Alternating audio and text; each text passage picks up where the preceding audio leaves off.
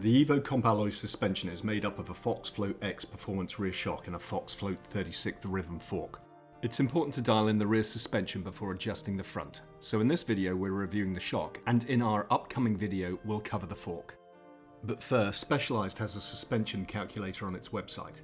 As of April 2022, it does not include the 2022 Stumpjumper EVO, but we played around with the calculator for the 2021 EVO Comp to see the impact of the rider weight on suspension setting. As well as rider weight, the tool also has an input for rider height, though this doesn't seem to impact any of the recommendations. The EVO Comp has the older DPX2 shock as well as the Fox Float 36 rhythm fork, so while the results aren't entirely comparable to the 2022 Comp Alloy, they do provide some insight. This chart shows the suspension pressures for a range of rider weights. You can see the tool doesn't provide meaningful recommendations for riders under 100 pounds. This isn't very helpful for Millie, who weighs around 85 pounds with her gear on. It would be great if Specialized could update the site for 2022 EVO models and add recommendations for lighter riders. So now let's take a look at the adjustability of the shock, which is similar to the Fox Float X Performance Elite included in the more expensive EVO builds. The main difference is that it doesn't have any low-speed compression adjustment, but based on reviews of the Comp Alloy I've watched, the reviewers don't complain about this missing feature. The shock is air-sprung, so you can adjust the pressure to dial in sag. It also has low-speed rebound adjustment and an open firm compression lever. Also, spacers can be added or removed from the air can. We will take a more in-depth look at what each of these adjustments do. Getting sag right is the most important aspect of setting up your suspension, so we'll discuss that first. Sag is the amount of travel used by the weight of the rider and their gear when the rider is stationary on the bike with both feet off the ground. This should be measured in the rider's regular riding position for best results. For a cross-country rider, this will likely be in a seated position, and for a more downhill-focused rider, it will be in the rider's neutral standing position. Having some degree of sag means the suspension's neutral state is partly compressed, allowing for both up and down movements to smooth out bumps and dips, improving traction control and comfort. Having too much sag, the suspension will bottom out frequently when hitting obstacles. If you set too little sag, you won't use the full range of travel. Sag is often expressed as a percentage of the total travel of the suspension. Specialized recommends 28% sag, which is 15.5mm on the S2 to S6 sizes and 14mm on the S1 frame, as the shock has 5mm less shock travel.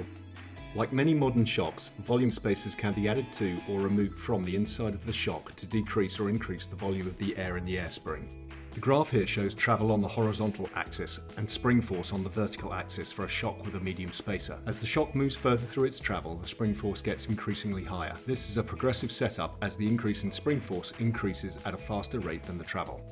Heavier riders may need more spring force deep into the travel to prevent bottom outs, which can be achieved by adding larger spacers to decrease the air volume in the shock. This causes the pressure in the suspension to increase more rapidly as the shock moves deeper into its travel. This is a more progressive setup.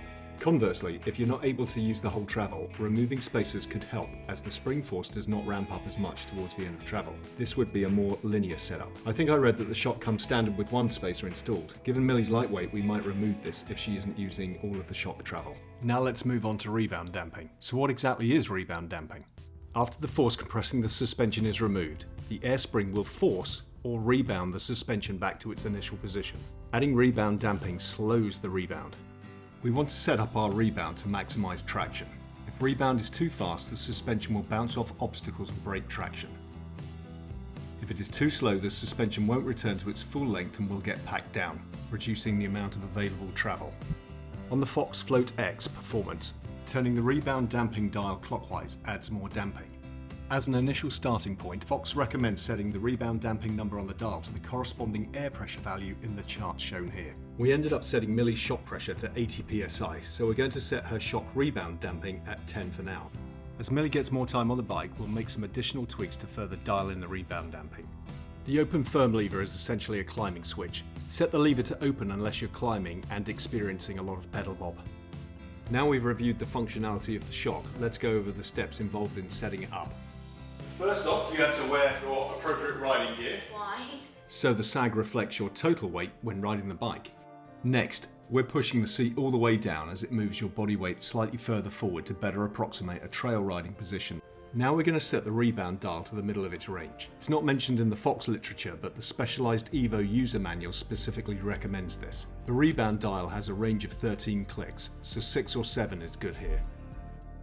Next up, ensure the 2-position switch is set to open. If you haven't set the sag before, it's a good idea to pump the shock PSI to your body weight in pounds as a starting point. This is a good approximation of your required pressure, making subsequent adjustments smaller and more precise. So go ahead and remove the valve cap and attach the shock pump. Pump to your required pressure. If there is too much pressure, press the bleed valve on the pump to let some air out. Fox states to cycle the shock through 25% of its travel 10 times as you reach your desired pressure in order to equalize the air chambers in the shock. If it hasn't been used for a while, cycling through the travel will also unstick the shock, which makes dialing in sag easier. Now it's time for Millie to get on the bike and sit on the saddle with her feet on the pedals. This causes the suspension to sag. Next up, push the O-ring up against the seal.